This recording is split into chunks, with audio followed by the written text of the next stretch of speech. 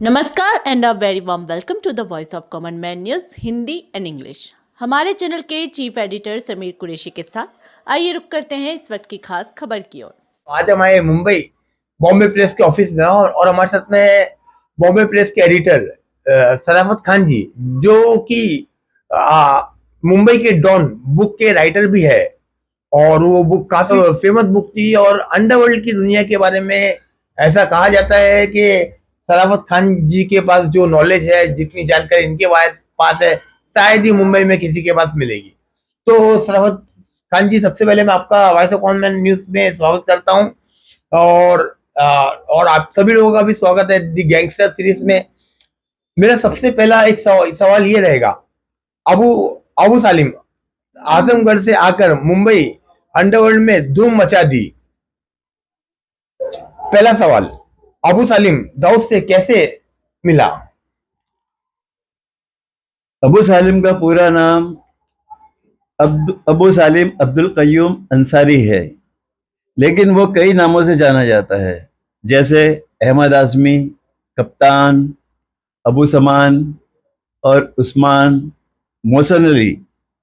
अबू सालिम के पास इस तरह के कई नामों के पासपोर्ट भी मौजूद हैं, जिससे वो पास्ट में, जब वो जेल से बाहर था, कई देशों में सफ़र कर चुका था और कई देशों में सफ़र करता रहा है। तो अबू सालिम का जहाँ तक सवाल है, वो आज़मगढ़ के पठान टोला मीर सराय में पैदा हुआ और आज भी उसका वहाँ एक शानदार मकान मौजूद है, जिसमें इसकी माँ और दूसरे भाई रहते हैं। अबू सालिम का एक भाई बहुत बड़ा बिल्डर है और लखनऊ में उसका काफ़ी नाम है, और उस बिल्डर के नाम से काफ़ी लोगों ने फ़ायदा भी उठाया है। और अबू सालिम ने अपने भाई बहनों को छोड़कर बम्बई का रास्ता अपनाया, ताकि वो अपने तौर पर, अपने ढंग से बम्बई में कुछ कारनामा अंजाम दे सके। और उसने बम्बई पहुंचकर कई कारनामे अंजाम भी दिए। बम्बई आने से पहले मैं एक बात बता दूं कि वो दिल्ली में रहा। दिल्ली में उसने टैक्सी चलाई, टैक्सी ड्राइवर बना, लेकिन दिल्ली शहर उसको रास नहीं आया और उसने वहाँ से बम्बई का रुख किया। और बम्बई का रुख करने के बाद वो अंधेरी पहुँचा और अंधेरी स्टेशन के बाहर उसने एक टेलीफोन बूथ बनाया, जिसमें एसटीडी कॉल होती थी, और वहीं से उसका मामला शुरू हुआ। वहाँ उसको एक व्यक्ति टकराया, जिसने उसे दाऊद के भाई अनीस इब्राहिम तक पहुंचाया।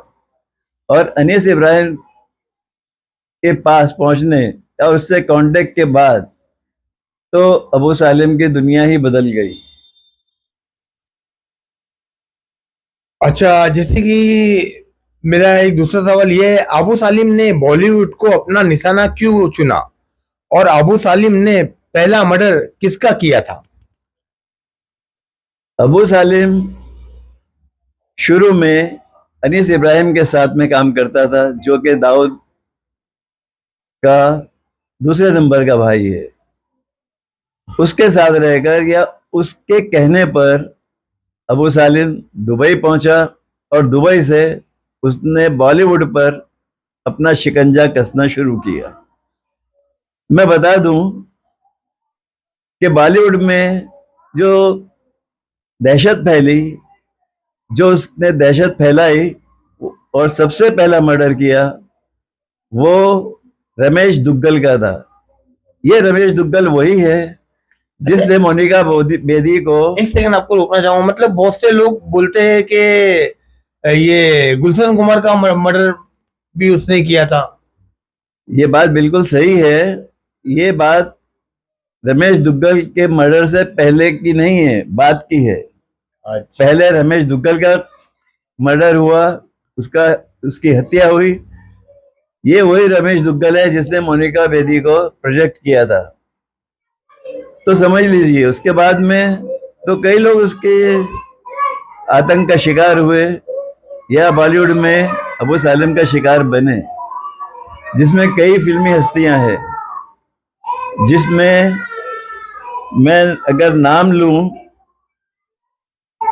तो कई नाम आते हैं, जिसमें रमेश दुग्गल के बाद फिरोज खान है, फिल्म डायरेक्टर राजू राय है, जिन पर उसने जानलेवा हमला किया, और राजू राय ने उसके डर से, अपने मारे जाने के खौफ से बम्बई ही छोड़ दी, इंडिया ही छोड़ दिया और बाहर किसी देश में जाकर अपना मकान ले लिया और वहीं रहने लगे। फिल्म लैब के मालिक मनमोहन शेट्टी पर भी उसने हमला किया, लेकिन वो भी बच गए। 15 दिसंबर 1999 को अनिल थडानी, जो फिल्म प्रोड्यूसर हैं, उन पर भी जानलेवा हमला किया गया। ये सब अबू सालिम के शिकार थे। अबू सालिम की गैंग के लोग ही इन पर हमला कर रहे थे। और इसके साथ साथ एक मशहूर फिल्मी हस्ती राकेश रोशन भी उसका शिकार हुआ। जिस वक्त राकेश रोशन अपनी कार में पेट्रोल भराने के लिए बाहर निकले और बाहर निकलने के बाद में पेट्रोल पंप पर पहुंचे, और जैसे ही उनकी कार पेट्रोल पंप से बाहर निकली, उन पर गोलियों से हमला किया। 2 गोलियां राकेश रोशन को लगी, लेकिन राकेश रोशन एक हिम्मत वाले आदमी थे। उन्होंने उसके बावजूद, गोलियां लगने के बावजूद कार चलाई और अपनी कार को पुलिस स्टेशन तक पहुंचाया, और वहां पहुंचने के बाद वो बेहोश हो गए। पुलिस ने उनको हॉस्पिटल पहुंचाया, लेकिन उनकी भी जान बच गई। अच्छा, जैसे कि अबू सालिम जो है एक छोटे से यूपी के आजमगढ़ से आए हुए मतलब एक व्यक्ति थे, और उन्होंने इतना मतलब आतंक करके रखा था मुंबई में। कैसे मतलब किया उन्होंने इतना सब?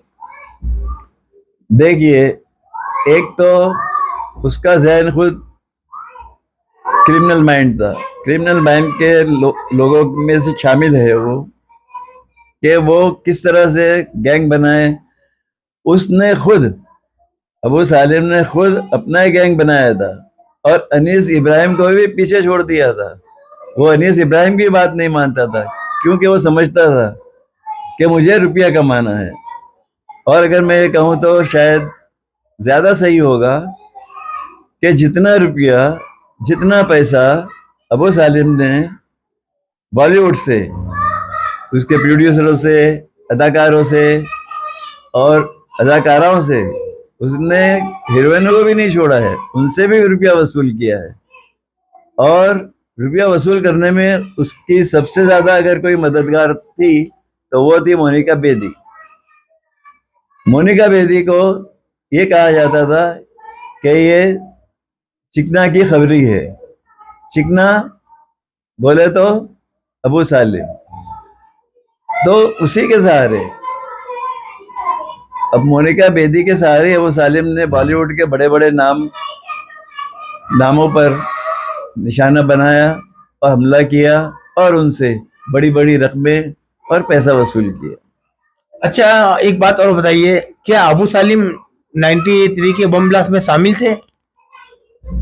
देखिए, जहां तक 1993 के बम ब्लास्ट का सवाल है, तो उसे शामिल किया गया, उस पर केस बनाया गया, उसको तलाश किया गया।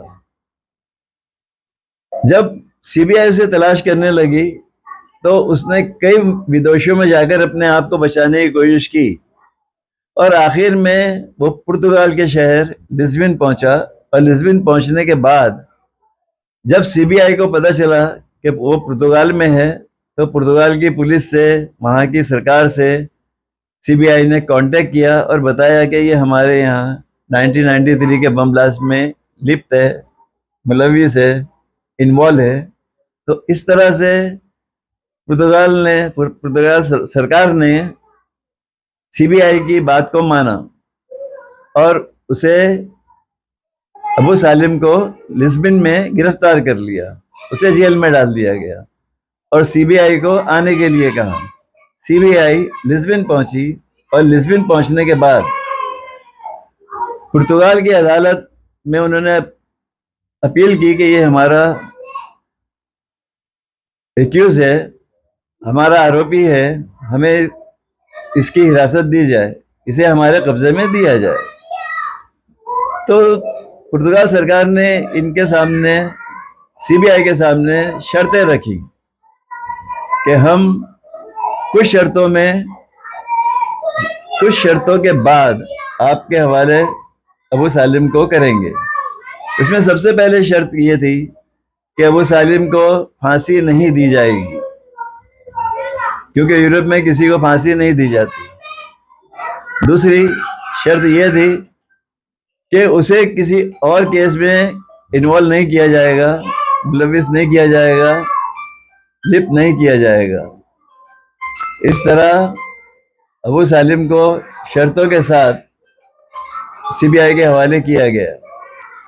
बट जो तरीके से देखा गया है कि ऑलमोस्ट उनको 20 से 25 साल जेल में हो गया है, फिर जो कंडीशन उन्होंने रखी थी, तो उसके हिसाब से तो अभी तो उनको जेल से बाहर होना चाहिए था।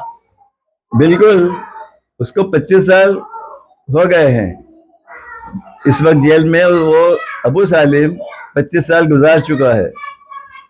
इसलिए उसने अपील की है, अदालत से गुजारिश की है कि मुझे रिहा किया जाए। और इस वक्त सुप्रीम कोर्ट में उसकी अपील पर सुनवाई चल रही है। फैसला क्या होता है जल्दी आपके सामने आ जाएगा। बिल्कुल बिल्कुल। अच्छा, आखिरी सवाल रहेगा मेरा, फिलहाल अबू सालिम कौन से अपराध की सजा काट रहे हैं जेल में? उसे 1993 के बम ब्लास्ट के अलावा भी कई मुकदमों में, कई केसों में फंसाने की कोशिश की गई, लेकिन उसके बाद में वो मुकदमे पुर्तगाल सरकार के सामने आने के बाद या वहां से आदेश आने के बाद कि आपने वादा किया था कि एक ही केस चलेगा जिसकी सजा 25 साल से ज्यादा नहीं होगी, उन शर्तों के साथ आपके हवाले किया गया था, तब उसको माना गया और अब उसकी सुनवाई हो रही है। लगता है कि अदालत इस पर जल्दी अपना फैसला सुना देगी। ठीक है, थैंक यू बोलूंगा। ये थे सराफत खान जी। इसी के साथ मैं अपना न्यूज समाप्त करता हूँ। जय हिंद, जय महाराष्ट्र। दी voice of common man news, Sameer Qureshi. Thank you. जय हिंद, जय महाराष्ट्र, समीर कुरैशी। धन्यवाद।